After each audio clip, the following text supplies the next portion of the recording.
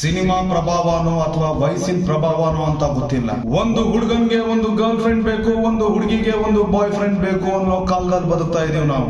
25 October 2022 ಶರೋನ್ radiology student ಅವನ್ ಕೊಲೆ ಆಗತ್ತೆ. Cause of death multiple organ failure. ಅವನನ್ನ ಕೊಲೆ ಮಾಡಿದ್ದು ತಾನು ಪ್ರಾಣಕ್ಕಿಂತ ಹೆಚ್ಚಾಗಿ ಪ್ರೀತಿಸಿದ ಹುಡುಗಿ ಗ್ರೀಷ್ಮ.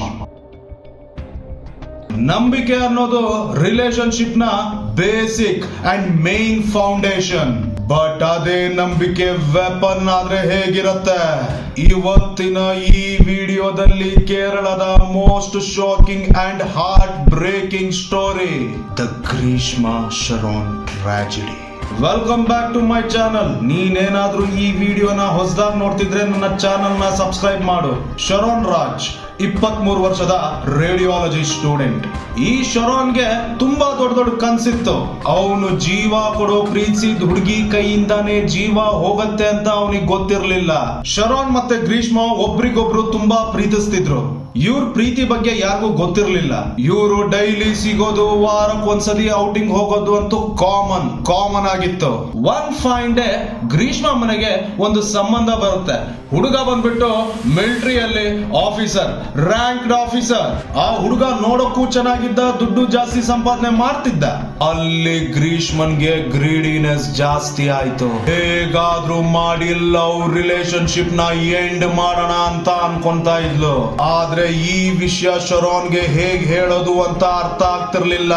ಅಲ್ಲಿ ಗ್ರೀಷ್ಮನ್ಗೆ ಒಂದು ಭಯ ಇತ್ತು. ಒಂದು ವೇಳೆ ನಾನು ಆರ್ಮಿ ಆಫೀಸರ್ ನ ಮದ್ವೆ ಆದ್ರೆ ಶರೋನ್ ಹತ್ರ ಇರೋ ಫೋಟೋಸ್, ವಿಡಿಯೋಸ್ ಕಳಿಸಿ ನನ್ನ ಸಂಬಂಧ, ನನ್ನ ಖುಷಿನ ಹಾಳು ಮಾಡ್ತಾನೆ ಅನ್ನೋ ಭಯ ಇತ್ತು. ಅದಕ್ಕೋಸ್ಕರ ರಿಲೇಶನ್ಶಿಪ್ ನ ಎಂಡ್ ಮಾಡೋಣ ಅಂತ ಡಿಸೈಡ್ ಆಗಿದ್ಲು. ದಿನಗಳು ಕಳಿತಾ ಗ್ರೀಷ್ಮನ್ಗೆ ಎಂಗೇಜ್ಮೆಂಟ್ ಕೂಡ ಆಯ್ತು. ಎಂಗೇಜ್ಮೆಂಟ್ ಆಗಿರೋ ವಿಷಯ ಶರೋನ್ಗೆ ಗೊತ್ತಿರ್ಲಿಲ್ಲ.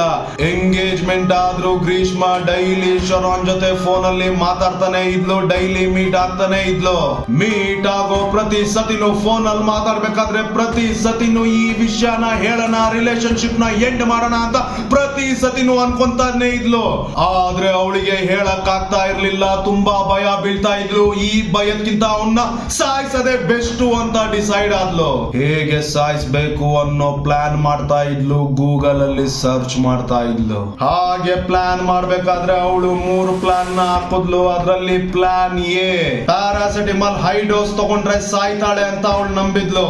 ಔಟಿಂಗ್ ಹೋಗೋದು ಅವರಿಬ್ರು ಮಧ್ಯೆ ಕಾಮನ್ ಇತ್ತು. ಹಾಗಾಗಿ ಯಾರು ಇಲ್ದಿರೋ ಜಾಗದಲ್ಲಿ ಅವನ್ನ ಕರ್ಕೊಂಡು ಅವನ್ ಜೊತೆ ಔಟಿಂಗ್ ಹೋಗಿ ಪ್ಯಾರಾಸಿಟಮಲ್ ಟ್ಯಾಬ್ಲೆಟ್ ನ ಒಂದು ವಾಟರ್ ಬಾಟ್ಲ್ ಅಲ್ಲಿ ಫುಲ್ ಪುಡಿ ಮಾಡಿ ಅವನಿಗೆ ಕೊಡ್ಸೋ ಪ್ರಯತ್ನ ಪಟ್ಲು.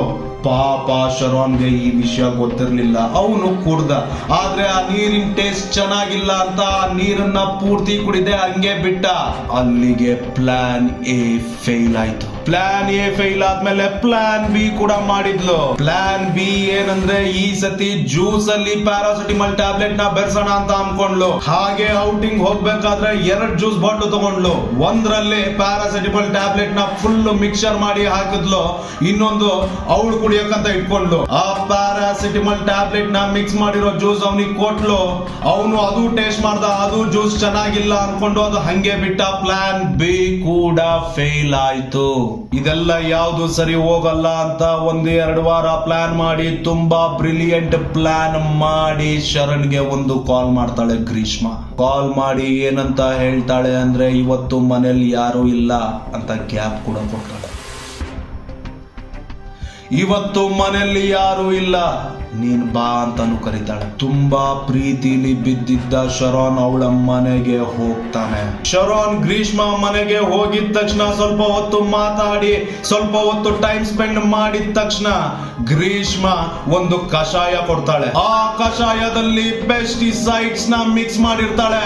ಅವನು ಆ ಕಷಾಯ ಕುಡಿದ್ರೆ ಕಹಿ ಇದೆ, ಅದು ಚೆನ್ನಾಗಿಲ್ಲ, ಇದು ಚೆನ್ನಾಗಿಲ್ಲ ಅಂತ ರೀಸನ್ ಕೊಡ್ತಾನೆ ಅಂತ ಮೊದಲೇ ಹೇಳಿರ್ತಾಳೆ. ಈ ಕಷಾಯ ತುಂಬಾ ಕಹಿ ಆಗಿರುತ್ತೆ, ತುಂಬಾ ಬಿಟರ್ ಆಗಿರತ್ತೆ ಅಂತ ಮೊದಲೇ ಹೇಳಿರ್ತಾಳೆ.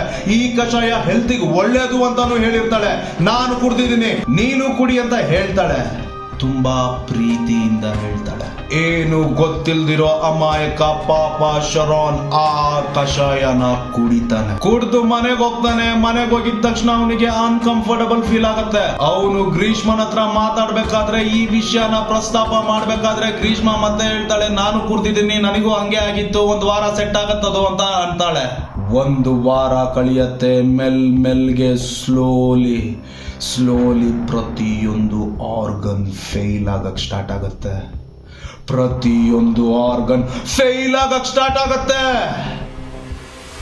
How brutal this is. 1 ವಾರ ಆದ್ಮೇಲೆ ಶರಣ್ ಹಾಸ್ಪಿಟ್ಲಿಗೆ ಹೋಗ್ತಾನೆ. ಡಾಕ್ಟರ್ ಬೈತಾರೆ, ಇಷ್ಟು ಲೇಟ್ ಏನಕ್ಕೆ ಮಾಡಿದ್ಯಾ ಅಂತ ಬೈತಾರೆ. ಇನ್ನೇನು ಅವನು ಸಾಯೋ ಸ್ಥಿತಿಯಲ್ಲಿರ್ತಾನೆ. ಆವಾಗ ಅವನ ಹತ್ರ ಡೆತ್ ಸ್ಟೇಟ್ಮೆಂಟ್ ಕೂಡ ತಗೊಂತಾರೆ. ಆ ಡೆತ್ ಸ್ಟೇಟ್ಮೆಂಟ್ ಅಲ್ಲಿ ಈ ಕಷಾಯದ ಬಗ್ಗೆನೂ ಅವನು ಪ್ರಸ್ತಾಪ ಮಾಡಿರ್ತಾನೆ. ಈ ಕಷಾಯದ ಮ್ಯಾಟ್ರು ಯಾರಿಗೂ ಡೌಟೇ ಬಂದಿಲ್ಲ. ಅವನ ಚಾಟ್ ನ ರೀಟ್ರೀವ್ ಮಾಡ್ಬೇಕಾದ್ರೆ ಗ್ರೀಷ್ಮನ್ನ ಎನ್ಕ್ವೈರಿ ಕರೀತಾರೆ. ಆ ಎನ್ಕ್ವೈರಿಯಲ್ಲಿ ಪ್ರತಿಯೊಂದು ಹೊರಗಡೆ ಬರುತ್ತೆ. ತಾನು ಪ್ರೀತಿಸಿದ ಪ್ರೀತಿನೇ ಒಂದು ಜೀವನ ಸಾಯಿಸಿದ್ರೆ ಹೇಗಿರತ್ತೆ, ಎಂತ ನಂಬಿಕೆ ದ್ರೋಹ. ಗ್ರೀಷ್ಮ ಕೋರ್ಟಿಗೆ ಹೋಗ್ತಾಳೆ. ಕೋರ್ಟ್ ಅಲ್ಲಿ ಶಿಕ್ಷೆ ಕೂಡ ಆಗತ್ತೆ. ಬೇಲ್ ತಗೊಂಡು ವಾಪಸ್ ಬರ್ತಾಳೆ. ಮತ್ತೆ ಶಿಕ್ಷೆ ಆಗತ್ತೆ. ಮತ್ತೆ ಬೇಲ್ ತಗೊಂಡು ವಾಪಸ್ ಬರ್ತಾಳೆ. ಕಳೆದ 50 ದಿನದ ಹಿಂದೆಯಿಂದನೂ ಈ ಆರ್ಗ್ಯುಮೆಂಟ್ ನಡೀತಾನೆ ಇರತ್ತೆ. ಫೈನಲಿ ಗ್ರೀಷ್ಮಗೆ ಡೆತ್ ಪೆನಾಲ್ಟಿ ಕೊಡ್ತಾರೆ. ಒಳ್ಳೆದೇ ಮಾಡಿದ್ರು ಜಾರ್ಜ್, ಒಳ್ಳೆದೇ ಮಾಡಿದ್ರು. ನೀನು ಒಂದು ವೇಳೆ ಯಾರನ್ನಾದ್ರೂ ಪ್ರೀತಿ ಮಾಡ್ಬೇಕು ಅನ್ಕೊಂಡ್ರೆ ಅಥವಾ ಪ್ರೀತಿಯಲ್ಲಿದ್ರೆ just think a while. Wise ಆಗಿ ಥಿಂಕ್ ಮಾಡು. ಹೆಸರು ಗೊತ್ತಲ್ಲ, ಶನಾಯ್ ಅಂದ್ರೆ ನಾನಲ್ಲ, ನೀನು.